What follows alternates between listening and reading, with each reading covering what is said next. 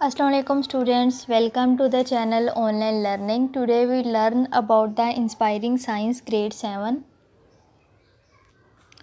आज का हमारा टॉपिक है न्यूट्रिशन इन रूमिनेंट्स. आज हम देखेंगे कि रूमिनेंट्स में न्यूट्रिशन किस तरह से होती है.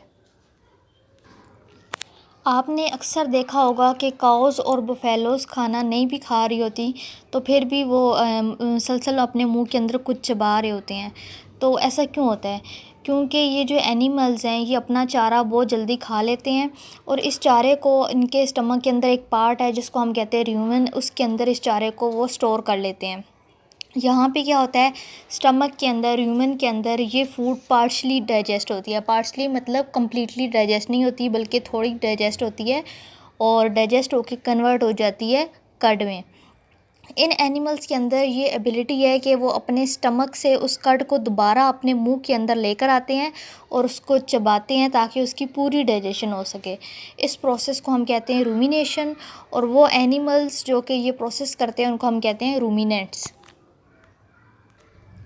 रूमिनेंट्स के स्टमक में 4 चैम्बर्स होते हैं, that are rumen, reticulum, omasum and एबओमेसम.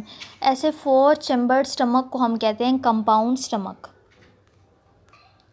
Ruminants जब भी कोई फूड स्वेलो करते हैं तो वो सबसे पहले इनका जो बिगेस्ट चैम्बर है स्टमक का जिसको हम कहते हैं रूमेन, वहाँ पे फूड वो इंटर होती है और रूमेन में जाके फूड ग्राइंड होती है. ग्राइंड होने के बाद फूड इंटर होती है रेटिकुलम में.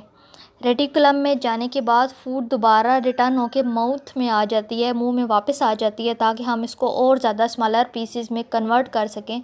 और मुंह में आने के बाद फूड कन्वर्ट हो जाती है एक सॉफ्ट पल्प में जिसको हम कहते हैं कर्ड.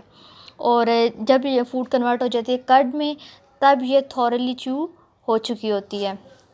इस प्रोसेस को हम कहते हैं रूमिनेशन. ये जो च्यूइंग का प्रोसेस है और इस प्रोसेस के दौरान जो कर्ड है वो स्लाइवा के साथ मिक्स होता है. स्लाइवा मतलब थूक, थूक के साथ मिक्स होता है और एक सेमी लिक्विड पेस्ट बन जाता है. उसके बाद फूड इंटर होती है 3rd चैम्बर में जिसको हम कहते हैं ओमेसम. और ओमेसम में इंटर होने के बाद फूड जाती है लास्ट चैम्बर में जिसको हम कहते हैं एबोमेसम. एबोमेसम के अंदर डाइजेस्टिव जूसेस होते हैं जो कि इस सेमी लिक्विड कर्ड के साथ मिक्स हो जाते हैं. ये जूसेस फूड की ब्रेक डाउन करते हैं और इसको कन्वर्ट करते हैं सिंपलर फॉर्म्स में.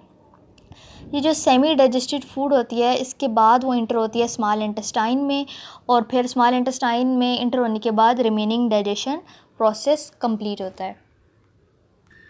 आपके माइंड में एक क्वेश्चन आ रहा होगा कि ये जो रूमिनेंट्स हैं इनके अंदर ये आदत क्यों होती है, वो क्यों अपने मुंह के अंदर खाने को चबाते रहते हैं. उसकी रीज़न ये है कि जितने भी रूमिनेंट्स एनिमल्स हैं जैसे काउज़, बुफेलोज, शीप और डियर ये हर्बीवोर्स होते हैं. हर्बीवोर्स मतलब ये ग्रीन चीज़ें खाते हैं. तो और ग्रीन चीज़ों के अंदर सेलुलोज की क्वांटिटी ज़्यादा होती है. सेलुलोज एक कॉम्प्लेक्स शुगर है जो कि इतनी आसानी से डाइजेस्ट नहीं हो सकती.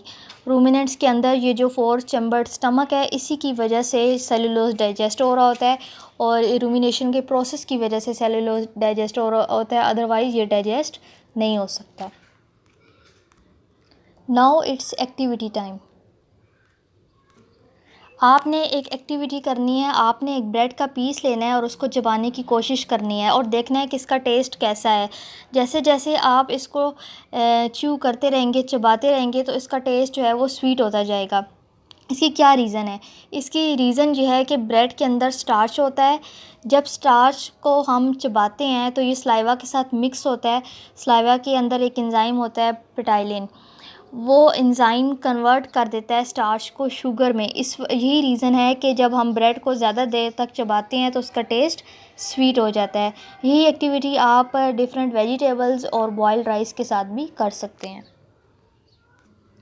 I hope students you have gained the concept of nutrition in ruminants. If you like my video, kindly subscribe my channel. Allah Hafiz.